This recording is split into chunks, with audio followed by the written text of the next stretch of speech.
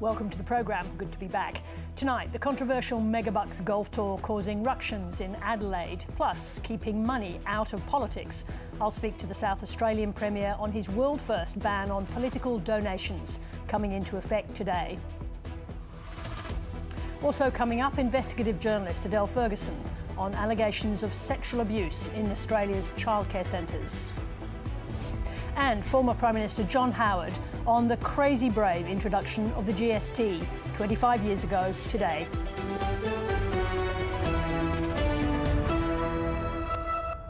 Since launching nearly 4 years ago, the LIV Golf Tour has become a huge success. The professional golf tournament was created and is funded by the Kingdom of Saudi Arabia. The South Australian government has secured the rights to host the event in Adelaide until 2031, but it's coming at a cost. Angelique Donnellan reports.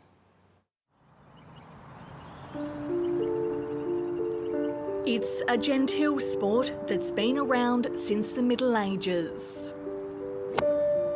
But there's been a modern makeover. Welcome back to Adelaide. Can you just feel the hype? Look at that, ever the showman. LIV Golf has become hugely popular because of its party atmosphere. This year, the Adelaide leg of the tournament delivered the state an $81 million economic boost. There it is! Attracting the event to South Australia has been a hole-in-one for the state's premier.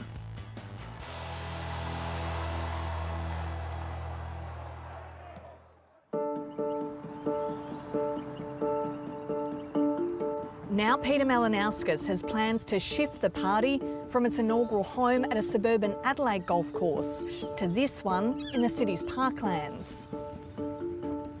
Problem is, the way he's gone about it has landed him in the rough. The government's legislated to take control of the city golf course, blindsiding its custodian for the past 100 years, the Adelaide City Council. I'm supportive of LIV Golf, but the way the Premier has gone about this is quite arrogant, and I think it indicates the hubris this government has. Are you an arrogant government? Of course not, of course not. These people who make these criticisms want to snow dome Adelaide, and they want to keep it for a very, very privileged few. And they want to keep it nice and quiet, and we'll all be bored out of our mind if we go to their agenda.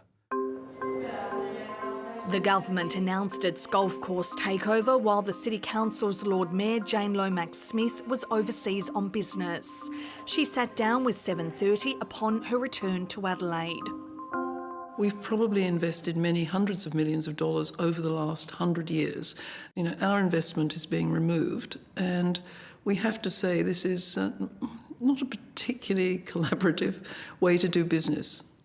Was the timing of the announcement a bit underhanded, considering she was overseas? No, because it was just driven by practical realities. You know, that is what drives this government. We are outcome orientated.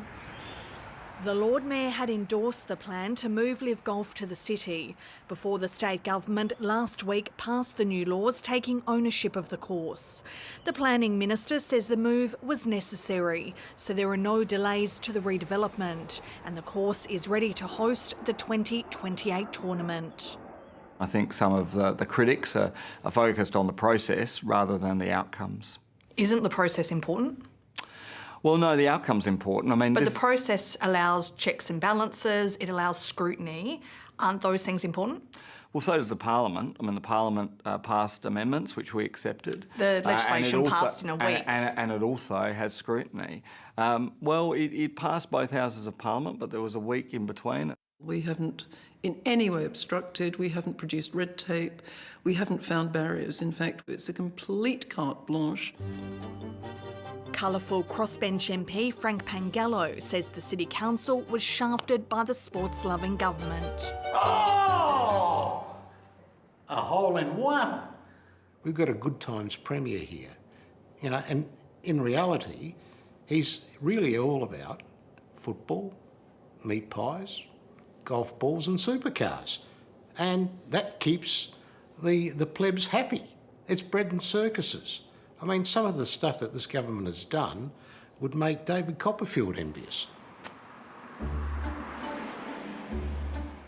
The redevelopment will cost at least $45 million, with Live Golf board member Greg Norman to design a new world-class course without it going to tender. How much will Greg Norman be paid to design the course? Well, that's a matter of a contract between Department of Premier Cabinet and Greg Norman Golf course design. So will that figure be made public? Well, I think ultimately all of these figures tend to come out as part of projects, but as to when it will be disclosed, I'm not sure. Frank Pangello believes the government should be paying more attention to core issues like the state's hospitals. Ramping is actually rampant in South Australia. There are people that can't get into our hospital system. So we're taking a golf course, and it's becoming an even better golf course. They're the ones making this an issue of controversy, and then they say, oh, well, you should get back to basics. We do want to get back to basics. Let's have a debate about ramping. Let's have a debate about housing, and we're quite confident that we've taken the action necessary. But concerns remain about the redevelopment, including how many new buildings will be constructed on the Parklands course and how many trees will be cut down. For every tree that we remove, we'll be planting 3 more. Well, the city parklands are really the jewel in the crown. This is a unique and iconic part of the city. I think we have to have an accounting about this because we can't have heritage listed site that's regarded as free development land. It's not cheap land, it's priceless. Live Golf is funded by the Saudi government's Sovereign Wealth Fund, which has been criticised as using the tournament to sports wash the country's human rights abuses. It's a great event. We support it. Every year, thousands of South Australians pour into the event, and the people who want to knock it and throw a spanner in the works of Adelaide's progress, they're always trying to find process issues and, some, human rights issues and all these other things. Despite the controversy, Peter Malinauskas and Labor remain as popular as ever and are expected to easily win next year's election. The weather forecast, he's looking pretty bloody good. He's a remarkably effective and professional politician. That's what you had to put up with. He's not quite the Premier from Central Casting, but he certainly has all of the attributes that a political party would want. The upgraded course will be open to the public. It's not yet known whether it'll cost more to play there. Having a world-class golf course in your city, how many places have got that? He's a very good Premier and he does very good things in all aspects of making decisions. We're very pleased to announce today. He's got the gift of the gab. The words that flow out of his mouth is like gold that come out.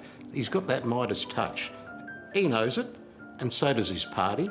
So this government needs to be held into account. They really do. And unfortunately, they're not. They'll be going into an election campaign full of themselves. Staying in South Australia, today new laws came into effect targeting the relationship between money and politics. Labor Premier Peter Malinauskas has driven the changes that seek to completely redraw the political landscape. The Premier joined me earlier. Premier Malinauskas, welcome to 7:30. Thank you, Sarah. Can you explain what changes today in terms of political donations in South Australia, how it's going to work?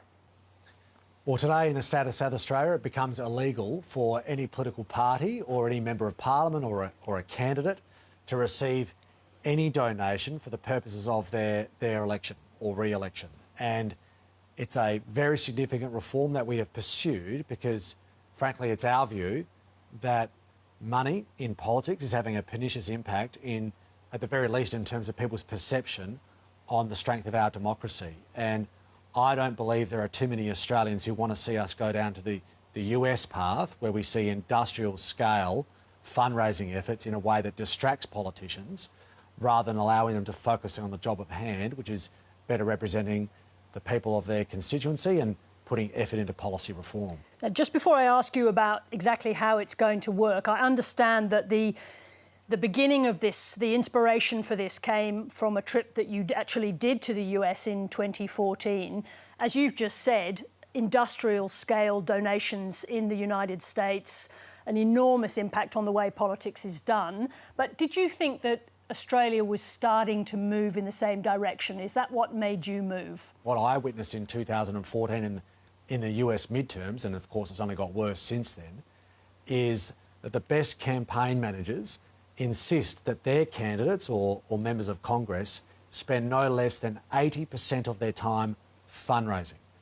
Now just think about that for a moment, Sarah. That means that instead of members of Congress or members of Parliament focusing their efforts on town hall meetings or policy development or engaging with legitimate stakeholders, instead they're becoming professional telemarketers so as to raise the funds that are necessary for their election efforts. Let's talk about what you're bringing in here.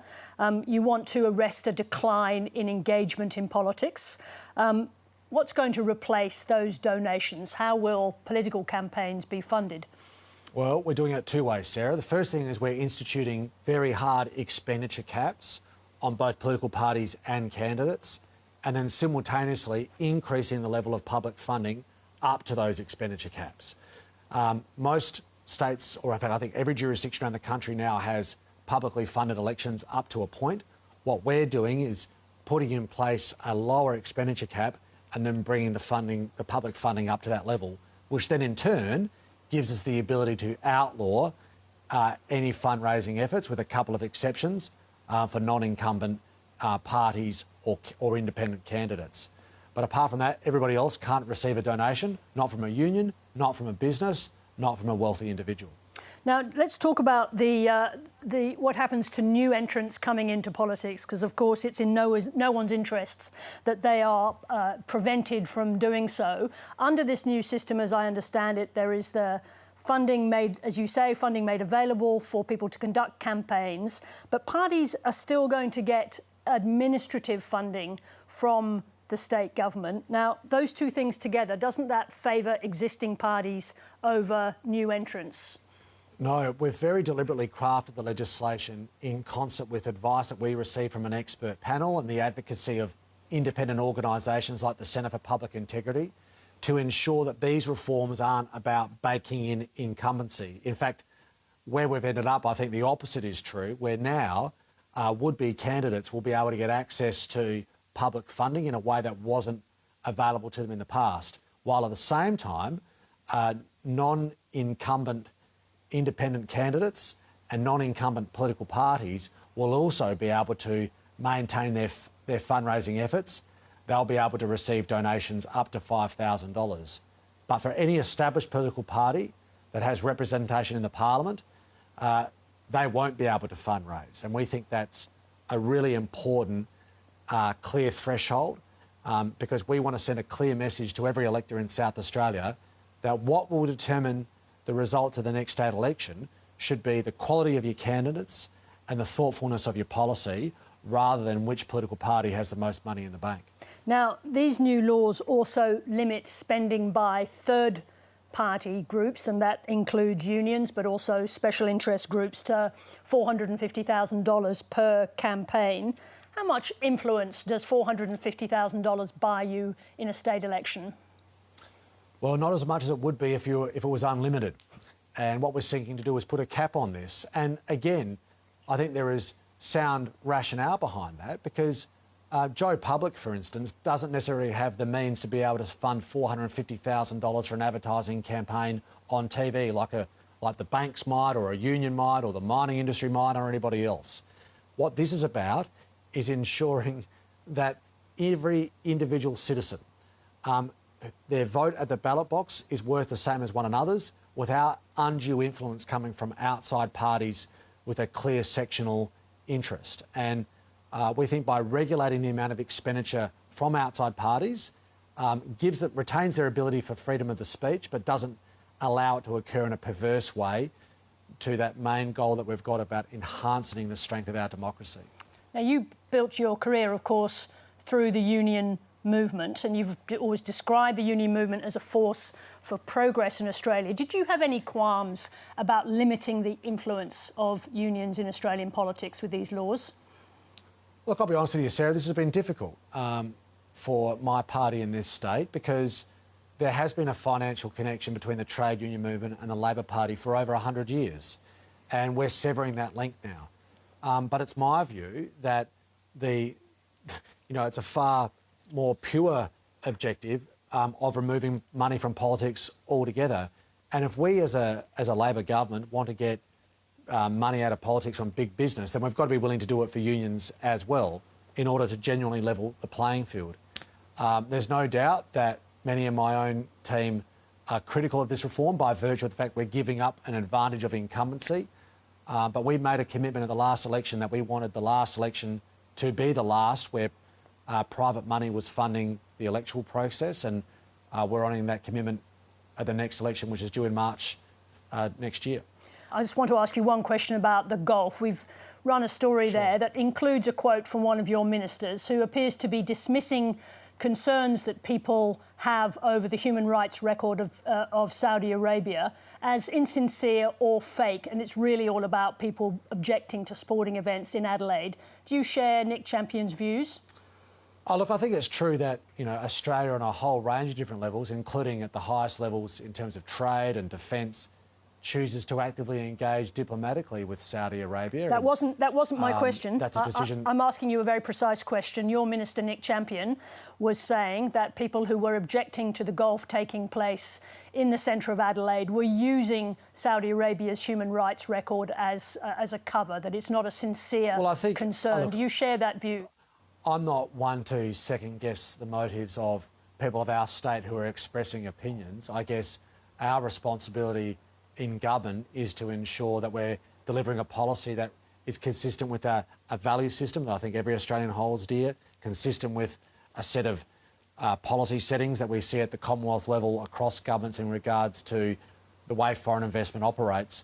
But I do think it's also fair to say, Sarah, that people who seek to conflate that foreign policy with a golf tournament might be getting a little ahead of themselves, particularly if they're not consistent in their application of that logic with other services such as Netflix or Live Nation running concerts which receive funds and investment from the same sources.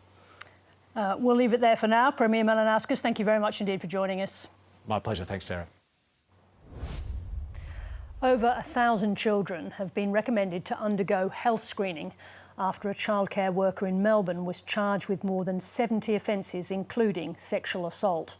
26-year-old Joshua Dale Brown was charged in relation to alleged offences that took place at a centre in the western suburbs. The accused man had worked at multiple centres between 2017 and 2025. Adele Ferguson has been investigating the childcare industry for 7:30. Adele, thanks for coming in to talk about this. I think what people want to know this evening is, beyond these facts that we've heard from the police today in Melbourne, looking across Australia, are Australian children safe in childcare centres? I don't believe they are at the moment. If you look across at the data, at least one report a day of sexual misconduct comes from childcare centres, which is a heck of a lot. And if you have a look at, in New South Wales in October, 3 people were charged with sexual assault of children. 1 is now in jail. Now, one thing that I want to be able to understand, if you're working in a childcare centre, can you be with children alone and unsupervised? Is that allowed? It's not meant to be allowed. There's meant to be 4 eyes on a child at any time. If you take a child to the bathroom, there's meant to be 4 eyes on the child. But clearly it's not happening when you're seeing so many cases across the country over the years. You wonder what's happened. You know, the case of Ashley Griffith, he was in childcare centres for 20 years, many childcare centres, and he had a tripod and was filming kids. So where's the supervision? So you spent a lot of time over recent months looking at records, particularly in New South Wales. So what are those records showing us about? You've mentioned some of the cases, but how widespread a problem is this? Yeah, so I've had access to tens of thousands of regulatory documents, and it shows childcare centres over the last few years, and there are so many of them where there are expired working with children's checks. no working with children checks at all, or educators that have got no clue what a childcare protection policy is or who to report wrongdoing to, which is alarming. So tell me this, if you want to get a job in a childcare centre, actually how easy is it? How much scrutiny is there of both your background, your history and the rightness for you to have that position? It's very easy to get into childcare. There is a worker shortage of 20,000 educators, and so centres are just desperate to get people. And all you need to do is start a Certificate 3, and within weeks you can be placed in a childcare centre and have access to kids. But what about working with children checks? Are they not? Is that not sufficient scrutiny to check up on who's coming in to work in childcare centres? No, it's not, because there's a lot of slipping through the cracks. So in terms of working with children checks, everybody has to have one. But if, for example, you're in the ACT and you're being investigated and you're suspended, you can hop across to a state such as New South Wales or Victoria, and because of privacy issues, you can just get a working with children's check here and off you go. Are you saying that someone can actually do something wrong, can mistreat a child, and if they're not criminally charged, there's no national register? There's no national register. Is there a move to bring one in? Well, there's been a lot of calls for it, but there doesn't seem to be any move at this point. Now, one thing I wanted to ask you, when you've been in to talk about your investigations into this sector recently, you've talked a lot about the four-sector profit. Now, I'm not talking about this case today, but do you think that is part of this problem? You've talked about standards in childcare. When it comes to the actual mistreatment of children, does the for-profit element of childcare make a difference? I think you can't ignore the fact that you've got 75% of childcare centres now are for profit, and they're putting profit before safety and care. And so there's a gaming of supervision. You're meant to have a certain ratio of child to teachers, and that's not happening. Now, we're hearing the Prime Minister talk a lot about childcare. He talks about wanting it to be his legacy when he leaves office. There's lots of money going into providing new childcare places, which we know are needed, but are we moving too fast? Are the standards too low for the speed at which we're going to get more childcare places available? What the Prime Minister is focusing on is affordability. He's really ignoring safety. So what's next? What should happen? At the very least, there needs to be a childcare commission set up that's national. There needs to be better enforcement. There needs to be better resources for the regulators. But I also think there needs to be a commission of inquiry or a royal commission, because the sector is in crisis and it needs to be fixed. All right. Adele Ferguson, thanks very much for joining us. Thank you. A helpline has been established for those seeking more information on this story. That number is 1800 791 241. And next week we'll bring you a story by Adele about the worker shortage in childcare leading to poorly prepared educators in our childcare centres. Now, it's been a quarter of a century since John Howard and Peter Costello introduced Australia's last major tax reform. The goods and services tax had a tortured birth, as Adam Harvey explains.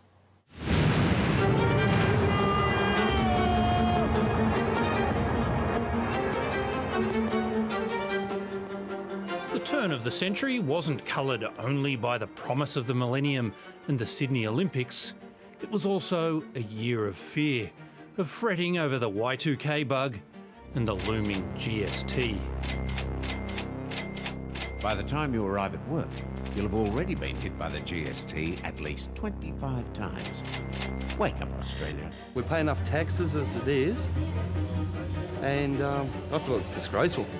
There's no way that GST will ever be part of our policy. Never ever, it's dead. So what's this new GST then, Mr. Howard? John Howard changed his mind. He and Treasurer Peter Costello went to the 1998 election seeking a mandate to introduce a GST. There is no doubt, my fellow Australians, that this country desperately needs a new taxation system. It nearly brought them undone. The hairdressers said people couldn't afford to go to the hairdresser as much, so baldness would increase. Australia Institute said people would die on the roads because of GST, because, you know, petrol would be cheaper and they'd use their car more and therefore they'd die. Concern drifted across the income brackets. Australia's wealthiest man called the Prime Minister. I remember that night very well. He rang me, he said, "You're mad. What are you doing this for?" So why was he doing it? At the time, Saul Eslake was the ANZ's chief economist. Australia was relying too much on income tax as a source of revenue for the federal government and not enough on taxes on consumption. Our indirect tax system was just so chaotic. We had a wholesale sales tax system, which just, it couldn't work in a modern economy. So something had to be done. In the 1980s, Labor had toyed with the idea of a GST. I'm keeping the pressure on for a consumption tax. Absolutely. I'm not in this for fun. The party abandoned the idea as politically toxic. We don't want the GST! We don't want the GST! In 1993, one of Mr Howard's predecessors as Liberal leader, John Hewson, campaigned on the tax, but drowned in the detail. If I buy a birthday cake from a cake shop and GST is in place, do I pay more or less for that birthday cake? Well, it will depend whether cakes today in that shop are subject to sales tax or they're not, firstly. Right, and there's icing and maybe ice cream, and then there's candles on top of it. That's right. Now, that's what I'm addressing in the question. To give you an accurate answer, I need to know exactly what type of cake. But it's just an example. You'd seen John Hewson fell apart when he couldn't explain a birthday cake. And you're very conscious that one bad mistake here meant the end of the whole thing. What about work on a car? If you're selling a car or a boat or a house, you're going to pay GST on that, aren't you? Well, if you have repairs done, if you send your car down to a mechanic.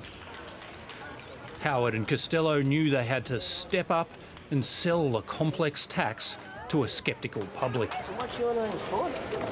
To make sure that we didn't get too bogged down in detail and to keep reminding people of the essentials, that this tax reform would make the Australian economy more outward-looking, more competitive, and that we were looking after the vulnerable.